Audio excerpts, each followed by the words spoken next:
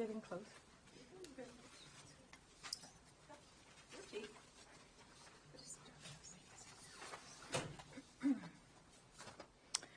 Buenos dias, good morning. Thank you for joining us together with members of the Democratic Women's Caucus on this last and final day of the Issues Conference. As you all know, we heard incredibly sad news yesterday, somebody I worked with really well, Chairman Grijalva, who was a dear friend, a fierce, fierce man who heart and commitment to the people who needed it most was as deep as that Grand Canyon that he protected. He asked me to be chair of the subcommittee on Indigenous Peoples, and together we passed dozens of bipartisan laws. He cared as deeply for the Native Americans, Latinos, those who suffered from environmental injustice as he did for this beautiful planet that we call home.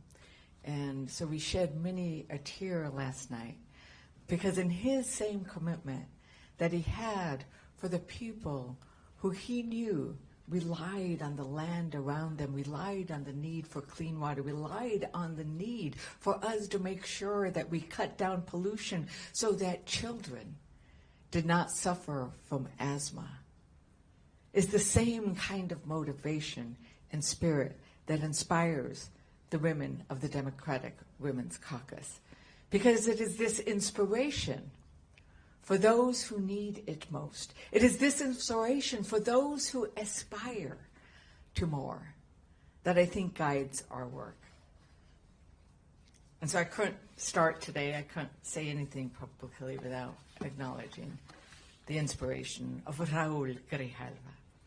So, we're here after we had left Washington, D.C., where the House Republicans passed a funding bill that was basically a partisan attack on women and children.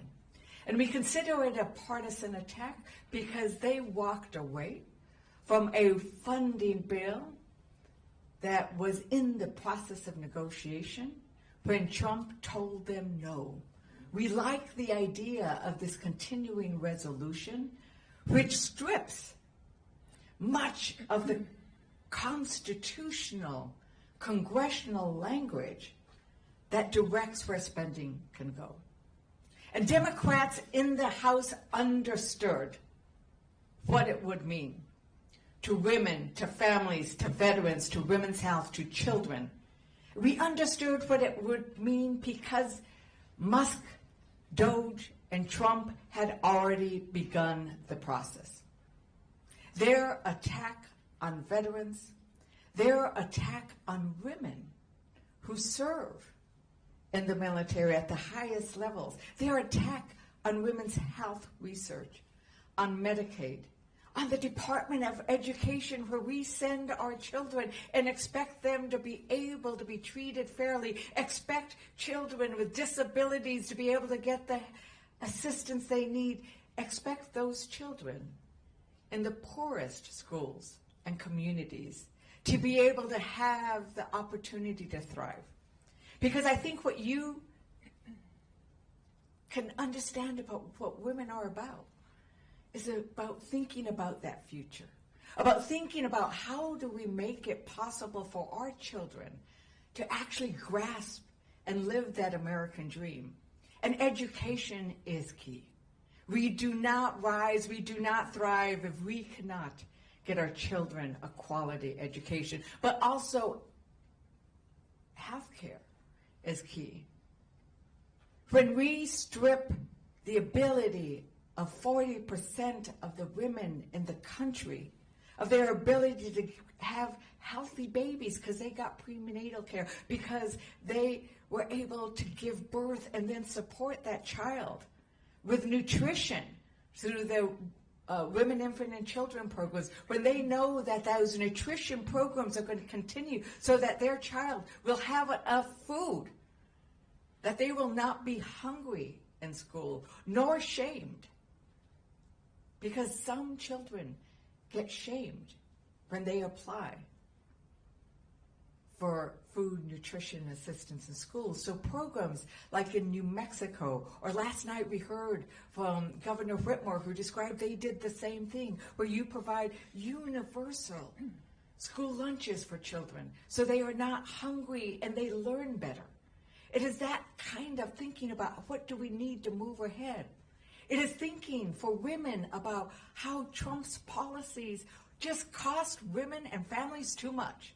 Let's face it, his tariffs are costing women and families too much, and women are often the ones who make the budget. We are the ones who go to the grocery stores. We are the ones who think about these costs on a daily basis, and Trump and his temper tantrum tariffs are costing women too much. He has done absolutely nothing to bring down the cost for families, but he has attacked women. He put us on that list. How dare you put us on a list of discouraged words? We are now on a list of discouraged words. Female, woman, females, because you need to make sure you get all those females. But on that list of discouraged words, is man or men on there? No. No. Only women are discouraged and attacked. So that's why when they go after research, they win and cut women's health research, right? And we are seeing them go after women as if though we are not qualified to do the work we do, when women know that when we make it, we actually had to push harder. We actually had to prove our merit beyond, because there are people like Trump and Musk and those who put women, female, and females on that list of discouraged words who think we are not qualified. The opposite is actually the truth. And I am going to turn to some of my amazingly qualified, elected women of the Democratic Women's Caucus, and to say how qualified we are. We are a historic 96 women strong. We are women warriors, and we are battle-tested for this fight, and we are ready for it. Gwen Moore.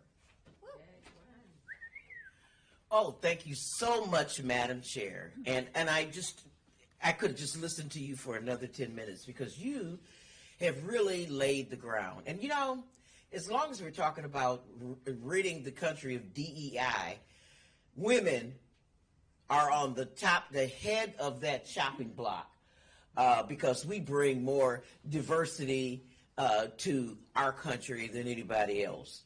But we certainly don't have the equity with regard to this misguided resolution that they have passed. You know, some of you are very young as I look around, so I realize you may not have seen the movie Gaslight. Any of you saw the movie Gaslight? No, I figured you didn't. But you know, it was a movie in maybe the 40s or 50s that showed a man wanted to make the woman think she was going crazy by turning the gas lights up and down and in a way that she would not realize whether it was day or night or whatever. Well, that's what's happening here. We're being gaslit. You know, one of the things that upsets me more than anything when it comes to talking about Medicaid, and that's my mission here today, is to talk about Medicaid and what impact that would have on women, is to see my colleagues say, well, you know, the word Medicaid doesn't appear anywhere in the resolution. We're not going to hear Donald Trump and, you know, we're not going to cut Medicaid. Well, when I look at their budget instructions from the Energy and Commerce Committee, they're told that they must cut $880 billion. Now, I just ask you, is it a coincidence that the federal share of Medicaid is $880 billion? And even if you think that that just happens to be a coincidence, literally, when you look at the jurisdiction, consumer protection, energy, numbers of other things that are under the jurisdictions of energy and commerce, if they cut everything else out, just zeroed out everything else in the budget and stood up to their promise of not messing with Medicaid, that would also include the Children's Health Insurance Program, which is Medicaid, wouldn't touch Medicaid, there would only be $135 billion left.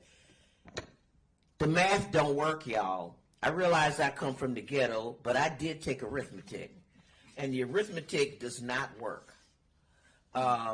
They are either lying, they have Stockholm syndrome, or they're just straight up trying to gaslight us.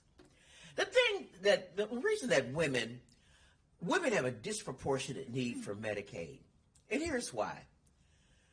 About 60% of all Americans have health care provided through their employers. 60% of Americans.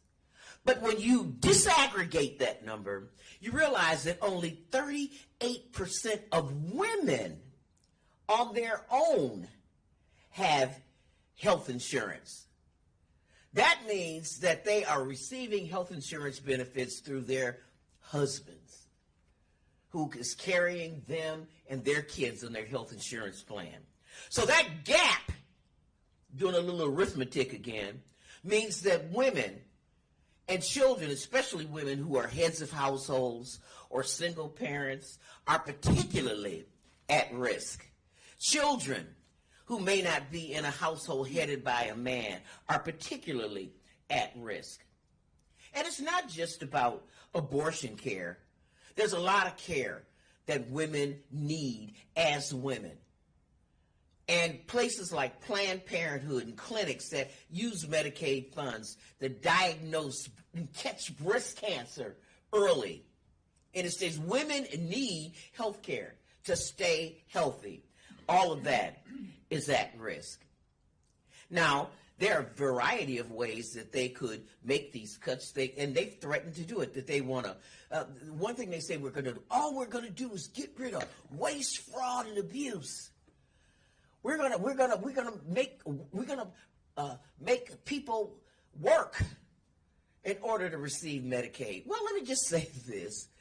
About 60% of the adults who receive Medicaid already work. Yep. Thank you. Yes. They already work. So if they're not working, it's because they are women who have other sort of demands on their lives. They got elderly parents or a spouse that needs care. They have children that they have to attend to.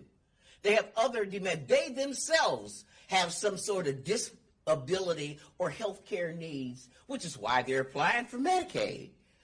And they calculate that by requiring that people go to work, that is going to save them money. Well, it's not going to save them $880 billion, y'all. Our calculation is, at best, that would be about $100 billion, just to simply deny people the benefit. And so we're here today, House Democrats and women of the House Democratic Caucus are here to say, you're a damn lie with regard to your intention not to cut Medicaid. And we don't care how you dice it, slice it. We don't care if you do work requirements or block grant it, or you prevent states from using and assessing private providers so that they can draw down more money for the federal government. However you do it, $880 billion out of the Energy and Commerce Committee is impossible to do without zeroing out or severely restricting Medicaid, a vital resource for women and children.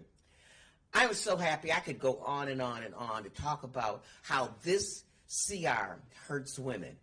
But I have so many other of my sisters here with me that can talk about the damage this is doing. And I think it's really important now to talk about education, as this administration seems bound and determined to destroy the Department of Education. And so I was hoping that Representative Stansbury... Oh. Well, what are you talking about, Ms. Stansbury? Veterans and workforce. Labor. Okay. No, you don't have to. Ms. Michi will talk about that. But so we have to talk about all of this because these are women's issues. And Ms. Stansbury is going to talk about labor issues and veterans issues. You couldn't have paid me this time a couple of years ago to take a bet that Republicans would cut veterans' health care. You couldn't have paid me to believe that. And so I want to hear more about that from Representative Stansbury, and I yield to you now. All right, well, good morning, everyone. I'm Congresswoman Melanie Stansbury, and we stand here today 14 and a half hours before a government shutdown. And I think it's very obvious that the Republicans and the Donald Trump and Elon Musk administration are ready to drive America off a cliff. They're ready to drive us off a fiscal cliff. They're ready to drive us off a financial cliff. And they are ready to tank our economy and our federal government if we do not comply with their social engineering of the federal government. And the women of the Democratic Caucus are fighting back. It's important to understand that this is the largest number of Democratic women to ever represent this country in American history. We represent the diverse fabric of this country, and we stand on the shoulders of the women who came before us, who raised us to be strong leaders ourselves. And I would not be standing here today if it was not for my mother, who in her own humble way was a leader in the labor movement as a seamstress who was fired from her factory sewing job and organized a labor union and became a leader in our community.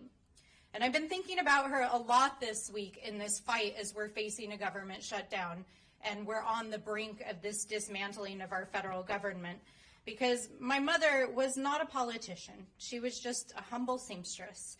And this week would have been her birthday, her 76th birthday, but she passed away last week.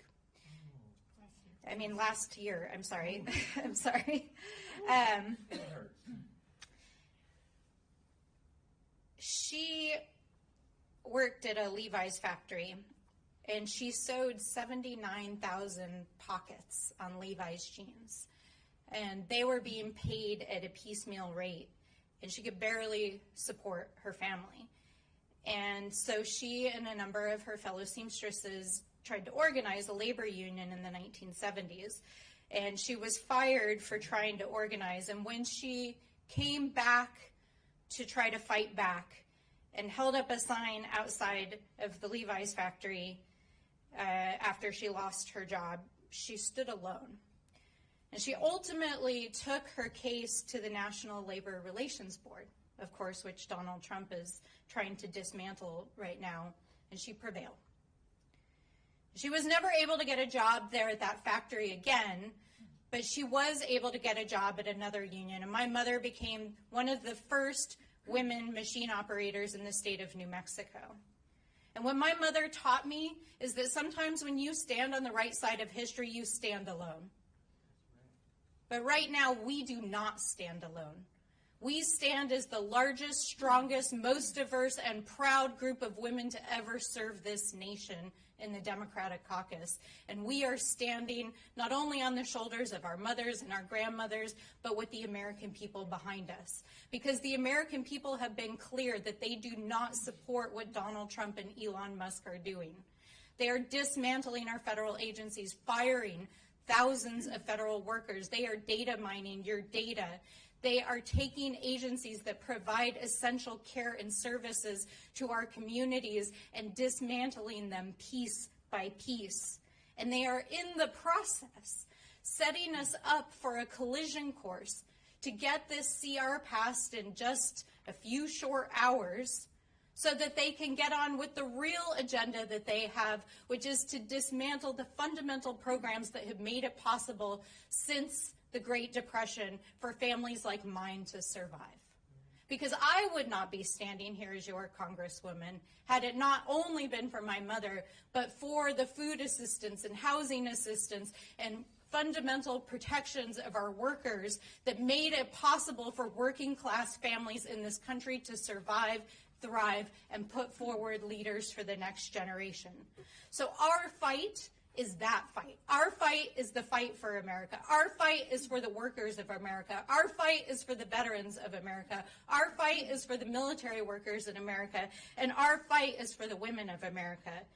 So I want to share with all of you that 43% of our federal workforce is women. And we have seen tens of thousands of women fired over the last several weeks. But yesterday, we got some good news, because a federal court judge in California said that not only had Donald Trump and Elon Musk lied to the American people, but they broke the law when they fired thousands of probationary workers across this country. And so we know that not only are we fighting back in the courts and in Congress and in our communities, but we are winning. And so the Women's Caucus stands strong with the Democratic leadership of the House in fighting back and in opposing the dangerous continuing resolution that will give Elon Musk a continued carte blanche to dismantle our federal government. We stand against the cuts to the PACT Act funding that has made it possible for millions of veterans to access health care because of the harms that they endured over the course of their duty. And I say this as a partner of a proud Marine. We do not leave our veterans on the battlefield, and we will not leave them behind in this country. We will continue to fight back. So it's critical at this moment that we continue to stand strong with our shoulders back and continue to fight for the American people. And the Women's Caucus is united in that fight. And with that, I turn it to my wonderful and amazing colleague who leads on so many issues in the sciences and education, Suzanne Bonamici. Thank you. Thank you, Representative Stansbury. Thank you, everyone, for being here today. I'm going to talk about education, which is an issue that does not just affect women. It affects women, children, families, and the economy. You know, Donald Trump and Elon Musk, who probably never set foot in a public school or a public school classroom, they're waging a war, a cruel war on public education in this country. I'm Suzanne Bonamici. I represent the 1st Congressional District of Oregon, and before I came to Congress, I fought for education issues for public education in the state legislature, and I spent years as a public school parent. I'm a public school graduate myself. I spent hundreds, if not thousands, of hours in public schools volunteering and advocating for a strong system of public education, because it is the path to a better future for everyone. Public schools do not discriminate. They are there for every single student. And I tell you, the public is not with Donald Trump and Elon Musk on this. They appreciate their public schools. I just had 5 town hall meetings in Oregon 2 weeks ago. Each one of them was at a school, 4 in high schools and 1 in a community college. And parents, educators, people kept coming up to me and saying, what is happening? What will happen to my child? I have 2 children with disabilities, one mom told me. A principal just told me, if we don't have the federal funding, we won't be able to run our before and after school programs. We'll have less support for our students, particularly the students at risk.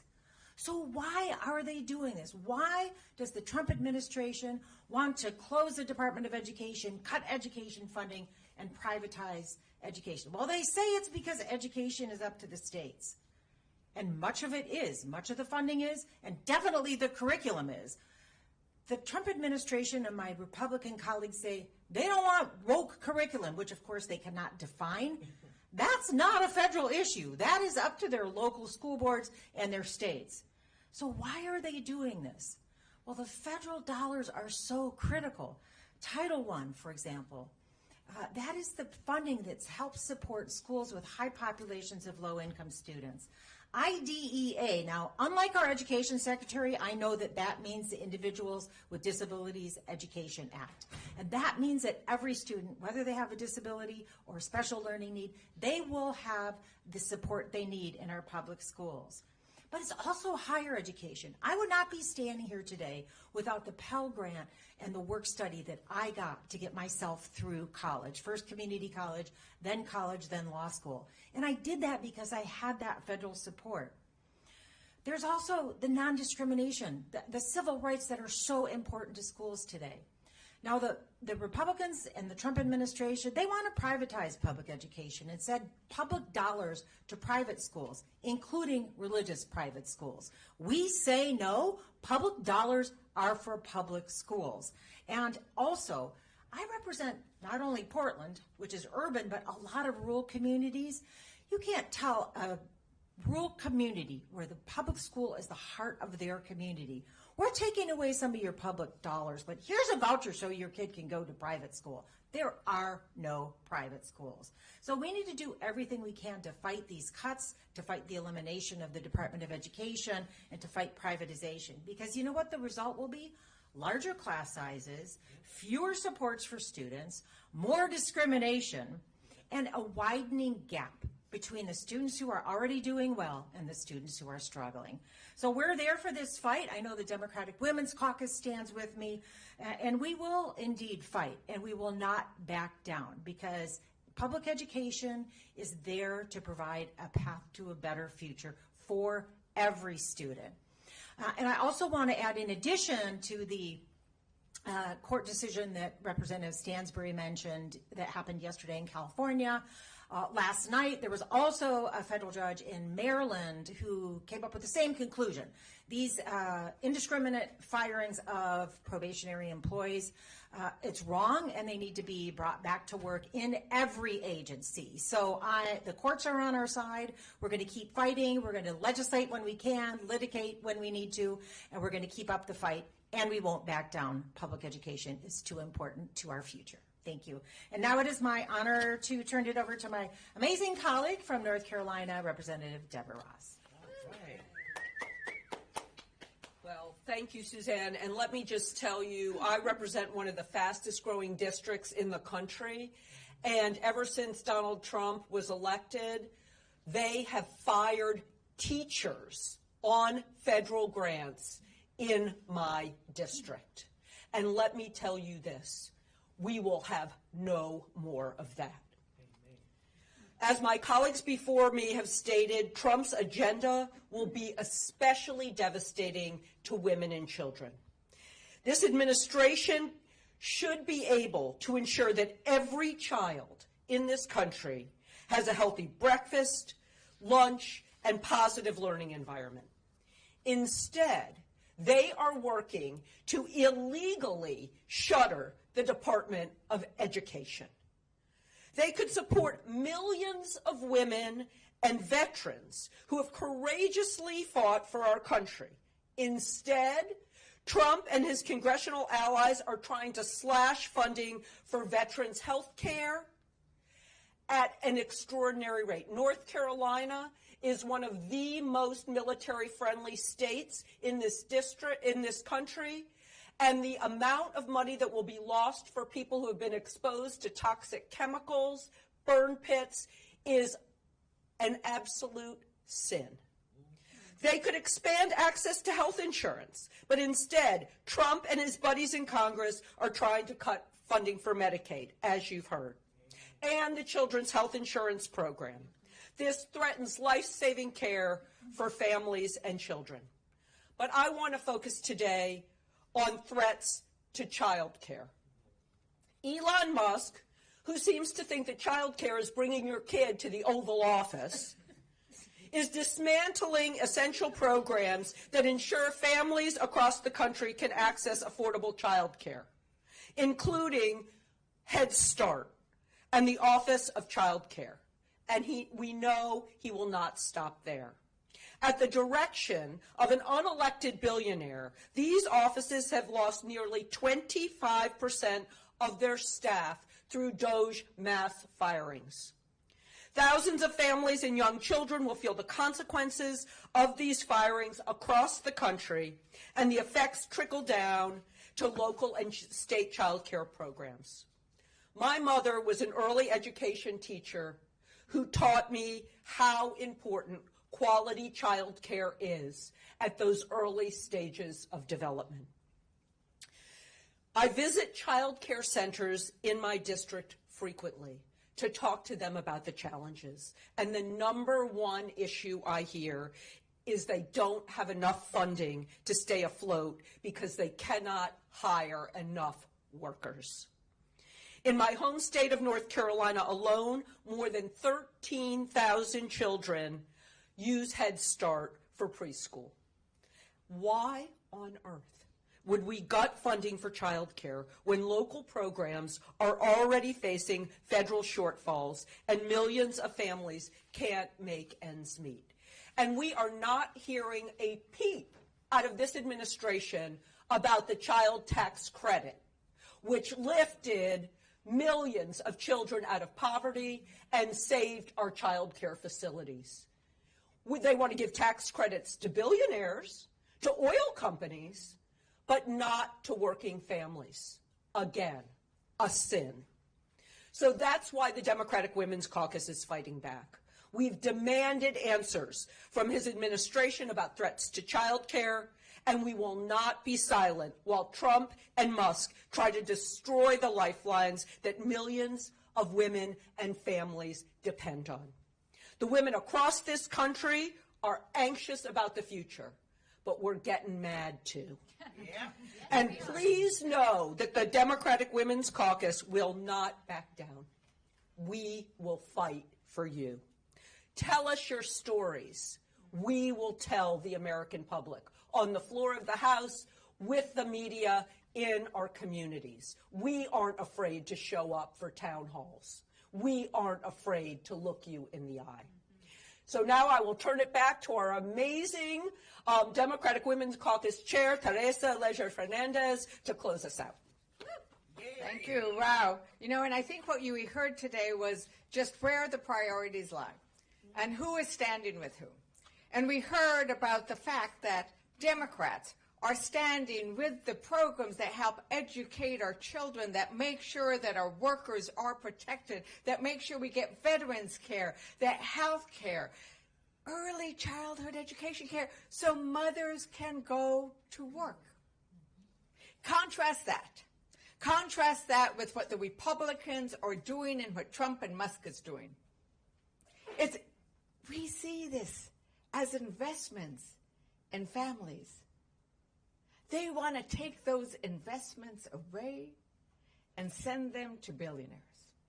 They want to take the idea of public education away and put it into private hands. They want to replace diversity, equity, and inclusion with discrimination, corruption, and injustice. And we're not going to stand for that, because we are going to call out when you start discriminating against women. It is not okay. That is more than half of the American population. When you start saying it is okay to have injustice, so let's close the programs. Let's close the programs that investigate discrimination, that make sure that we create justice. Like, when did justice become a bad word? I just don't get that. I don't get, like, when equity, the idea of bringing everybody together. Equity means justice. When did that become a bad word? And the thing is, Americans they believe in justice, right? We love justice. It is our rallying cry of who we are. Freedom is a rallying cry of who we are. But they want to get rid of that. They want to destroy the federal government and the programs that are necessary for our families, for our safety, and for our security. Now, we all agree we can make things better, but you don't burn the house down because you need to fix a problem with a leaky faucet. I mean, really? That's what they are doing. They are, as Sansbury said, driving us over the cliff. We heard somebody say they don't know which one is Louise and which one is Thelma, but Trump and Musk are going over that cliff last night. Was that Governor Beshear? Yeah. And it is true. It's like they are driving us over a cliff. And our job is to make sure that we constantly tell those stories. And as we heard today, listen to our constituents. And our constituents are sharing with us heartbreaking stories. And we are putting those stories up on our individual websites, on the Democratic Women's Caucus website, because we need to uplift them. And we are telling the American people, we are with you because we are you. The women of this caucus come from a wide range of backgrounds. We have suffered the things that the American women suffer. There are those of us who have almost died on the operating table from pregnancy complications. There are those of us who have our children through IVF or may have chosen to have an abortion. There are those of us who have been fired because we were women and had to take maybe some leave to deal with a child who was sick. We have a range of women. We come from women who've lost family to addiction, whose mother might have been addicted herself. We know what the struggles are like. And so we listen to your stories because those are stories we have lived. And I'm telling the American people and the American women, we will rise up and we ain't going to take this because it is wrong what they are doing to your future and your possibility. It is wrong how they are destroying your ability to pay for health care, to pay for groceries, to send your child to school. We will not stop speaking on your behalf. So we ask you to keep speaking up as well, to show up everywhere at our town halls and at all the other ones too, whether they're having them or not. Call your own. So with that, we'll open it up for questions. And then here, there. 1, 2, 3. Thank you for doing this. Several women around the country are looking to get involved. I know public service isn't for everyone, but what's your message to women out there who look at the growth of the Democratic Women's Caucus, look at the impact that you all are trying to make and say, I could see myself in elected office, but I'm afraid of the attacks, the misogyny, a lot of what you all have dealt with. What's your message to the women out there who may see public office as an option for them in this fight back that you all are describing? So I call service, whether you're serving in the military as a first responder or as an elected office, is really an act of love. It's an act of love that comes from a commitment to your community. And if you feel that love and that passion and that calling, do it. Because when women run, they win, at least in the Democratic Party side. If you'll notice, there are fewer Republican women this year. And so, but we do, and we can't talk about it. Oh yeah, we can talk about it here. Yeah. I was going to say, because we can talk about it here. Elect Democratic women. I'm going to turn it over to some of the people who help elect Democratic women, and women lead. Okay, well, I was actually going to be very nonpartisan about this. In North Carolina, we have so many candidate training programs that train both Democrats and Republicans together. Institute for Political Leadership, many different ways of doing this. And I actually advise people not just to go to the Democratic places to learn about how to run for office and how to speak in public, because you need to hear what the other side is saying too, and you need to meet people across the aisle. So I would just advise women who might be thinking about doing that to find in their area different kinds of training programs, no risk. And they may learn how to raise money, talk to people across the aisle, speak to a TV camera, all those different things. And so many people who have come out of those programs have gone on to successfully run for public office. And we can talk about some of the things within the caucus, too. Well, I just want to note that after the first Trump administration, thousands, if not millions of women across the country rose up, marched, and a lot of them ran for office. For example, when I was elected to the 1st Congressional District of Oregon in a special election in the beginning of 2012, there were no women in the Oregon delegation. We now have 5 of the 6 as women. So women are running, they're stepping up, and they know we have their back. And it really does make a difference to have diverse voices around the table, including lots of women. Yeah, very briefly, I think your question is really apropos. Women have a view of themselves that is socially conditioned to not step forward and to lead. But I want, I think one way to encourage women to run is to demonstrate to them and tell them that you already are an expert at the very things that are taking up as policy things in Congress. For example, consumer protection. I mean, who was it that figured out that the pajamas, caught on fire and really did some consumer protection to make sure that those pajamas were no longer disallowed? I remember Jan Schakowsky, who's a congresswoman from Evanston, Illinois. Before she was ever a member of Congress, she joined, I think about her every time I go to the grocery store, she joined a group of ladies, and they forced folks to put expiration dates, labels on food as a consumer protection. Who's your first teacher? Your mother. And if things don't work out on the ground level with teaching, kids really get behind. Who shops for the house in the right school district to make sure the kids get a good education? Who's your first nurse? Who is it that stays up all night and takes your temperature and knows the difference between a little bitty cold and something that you need to be rushed to the emergency room?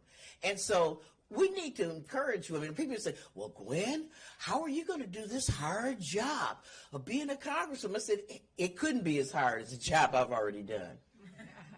Who is it? I know in my household that cleans the refrigerator out and keeps people from dying from all the stuff that's growing in the refrigerator. And so we have to convince women of their own agency. And to tell them, look, just when you run, you win. So I'm going to go here and there. New Mexico, by the way, majority women in the legislature. You were next. Thank you all for doing this. Does the Democratic Women's Caucus, or House Democrats in general, have a response to Senate Democrats who say that they're going to support the GOP spending bill that you all have denounced here so clearly? Yeah, the leadership sent out a response last night, and they pointed out that House Democrats understood the ramifications of what Republicans are calling a continuing resolution, and that we are standing with the veterans, we are standing with the women, we are standing with the families who will be hurt if Musk and Doge and Trump are able to continue their rampage over the federal government and the spending and the programs that they are already cutting. And in many ways, what I tweeted out was yesterday we heard from General Milley, and just in general he was talking about the fact that we send soldiers, servicemen and women, and they take an oath. And they take an oath to the Constitution and not to a man. And he said, they are willing to die for our Constitution. And we must really be willing to live and stand by the Constitution.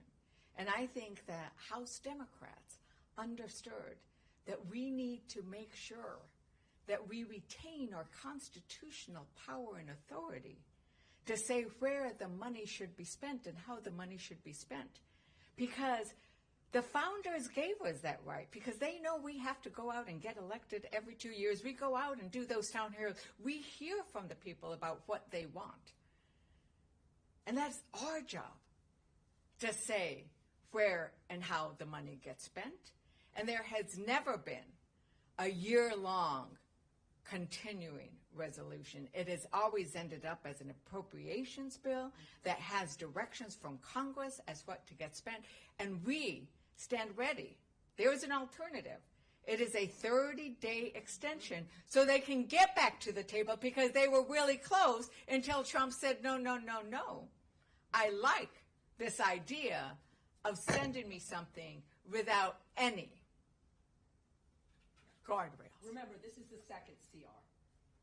They didn't do their job the last Congress. They haven't done their job this Congress. And the American people are suffering for it.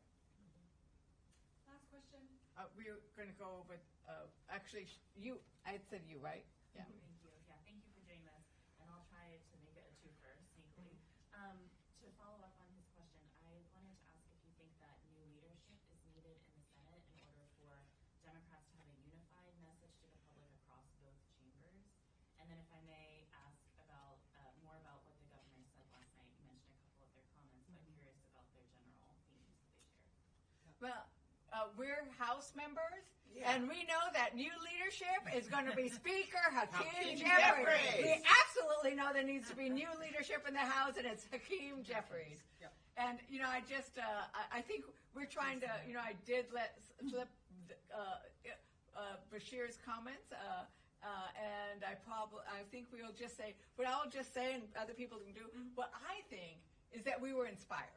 They said they had hope. Yeah, Yeah. we were inspired by all three governors and the amazing work they have done, and the fact that they are always focused on the fact that Democrats have delivered in their communities, that they've made sure that roads were built, and that orphan gas wells, which was one of my bills. I loved it when they talked about one of my bills.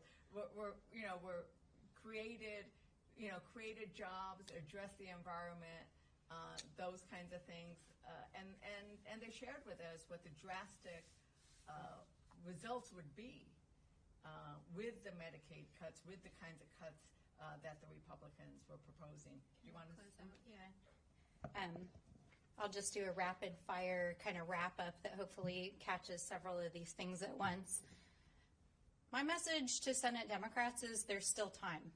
There's 3.5 hours until this cloture vote, and the American people literally are shouting from the rooftops that this is a 5-alarm emergency and that we cannot hand the keys of the kingdom of this big, beautiful democracy that we love over to somebody who has total disregard not only for the rule of law, but for American lives.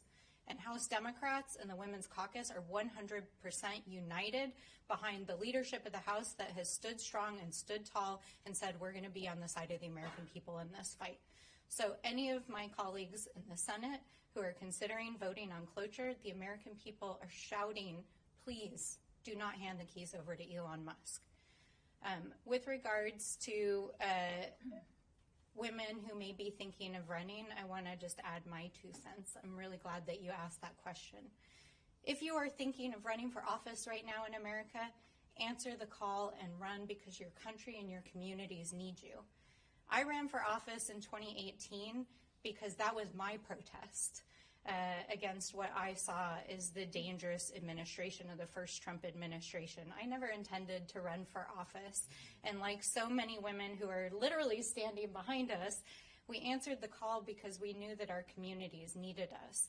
And in 2018, I flipped a seat that not only had never had a Democrat representing it, I flipped it by 7 points and became the first woman and the first Democrat to represent a state house district.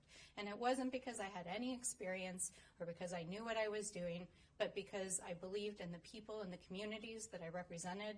I had a voice inside of me that said, you need to do something, just like Kamala Harris asked us to do something, Michelle Obama asked us to do something for our country. And so if you are thinking of running, answer the call. And I'll say this and wrap up to that. 2016 was the largest wave of women that we saw run for office, the year that Hillary Clinton ran for president. And Emily's List, which is an organization that was created to help women understand how to raise money and network, told me when I ran for office in 2018 that the largest number of women that had ever asked them for help was 900 women in the 2016 cycle. In 2018, 42,000 women ran for office. Wow. Many of them are standing here today because something happened in 2018 that shook America awake. And we're living through that same tidal wave right now. So when you imagine what's going to happen in 2026, when you imagine all of the women, all of the people of color, all of the LGBTQ+, all the working class people who are being shaken awake right now and realize that they have to do something, I say answer the call, run for office, save our country. We need your voices. Don't be afraid because we've got your back and your country needs you. Amen. Thank you. Thanks, everybody.